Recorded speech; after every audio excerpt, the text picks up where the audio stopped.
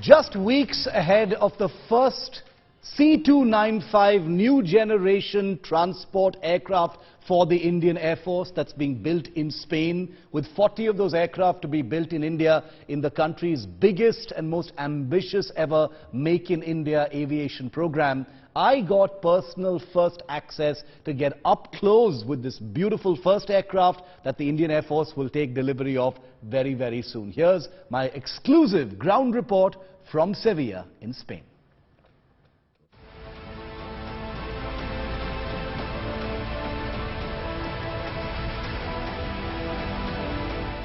We're here in Sevilla in Spain at an Airbus assembly facility to see something that Indian journalists are seeing for the first time. That is the first C295 aircraft for the Indian Air Force.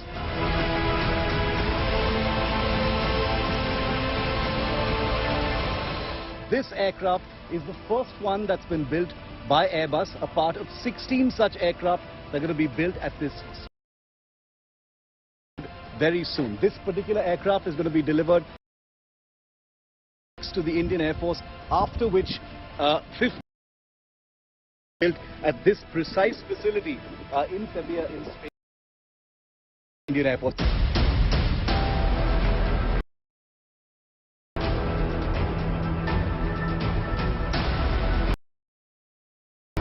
So I'm walking around the aircraft. It's a first look at C295 number 1 for the Indian Air Force. It's going to be fulfilling a long-standing need that's been felt by the Indian Air Force for over a decade. It was a requirement to replace the old vintage British HS-748 Avro aircraft. I'm walking around the first C295 now under the tail area of this aircraft. The important thing about the C295, remember, isn't the fact that the first 16 are going to be built here in Spain. And here on India Today, we've gotten first access to the aircraft also because something very important is taking place back in India. 16 of these aircraft are going to be built here in Spain, but the other 40, as many of you will know if you've been watching India Today and my show, is that the other 40 are going to be built in Vadodara at a Tata facility. These aircraft will have their technology transferred by Airbus to their partner Tata, and then Tata becomes the first Indian private sector company to build military aircraft for the Indian Armed Forces. The Indian Air Force operates aircraft like the AN-32, the Avros of course are being phased out, but these aircraft are going to be fulfilling an extremely crucial need. Remember, the Air Force operates aircraft for many different things, but its transport aircraft are crucial because India is geographically large. We've got all kinds of terrain. This particular aircraft is capable of landing on unprepared surfaces. It's designed for operations of high altitude areas, which is a particularly difficult thing, in aviation because of the thin atmosphere and the various other challenges. And remember, India has important crucial air bases at high altitude, whether it is Leh, whether it is Thois.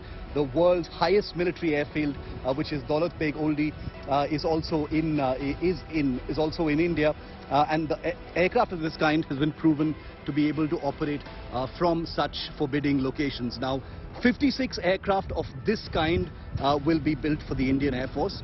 That number might go up because the Indian Air Force, apart from replacing its old Avros, also has to replace over 100 AN-32 aircraft. And AN-32s, remember, are of Ukrainian origin. Great aircraft, they're workhorses of the Indian Air Force, but they are also aging and will need to be replaced by new generation transport aircraft of the kind that the C295 is. Whether or not that happens remains to be seen, but with an Indian factory churning out these aircraft between now and 2031, it stands to reason that this very same aircraft should actually replace the AN-32.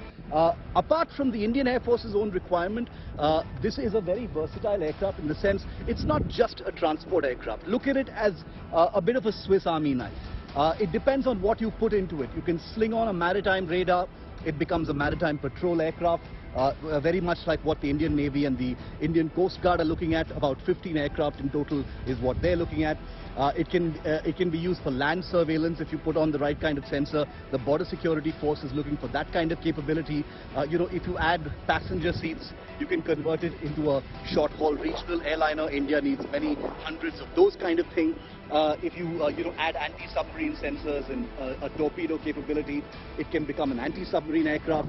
If you put a radar on its back, it can become an airborne early warning platform. So what I mean is, it's very modular. It depends on what you want to do with the aircraft, and it can be used for all these different kinds of purposes. So if you have a production line for the C295 in India, it becomes something very useful for India's different and very disparate needs across different terrains. So it's historic in all kinds of ways, because the C295 not only fulfills all these needs, but gives India an aircraft manufacturing capability in the private sector which has never been there. Airbus has had a long relationship with India, but this is for the first time that such an ambitious and landmark project is being executed. 56 of these aircraft being built 100%, almost 100% in India by the end of the entire program. In Sevilla, Spain, this is Shiv Aroof for India Today.